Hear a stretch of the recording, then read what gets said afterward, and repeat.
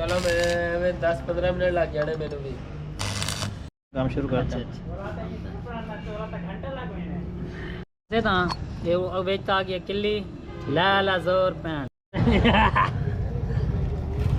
ਕਹਿੰਦਾ ਸੇਫਟੀ ਦਾ ਸਹੀ ਖਿਆਲ ਨਹੀਂ ਹੋ ਰਿਹਾ ਤੇਰੀ ਐਸੀ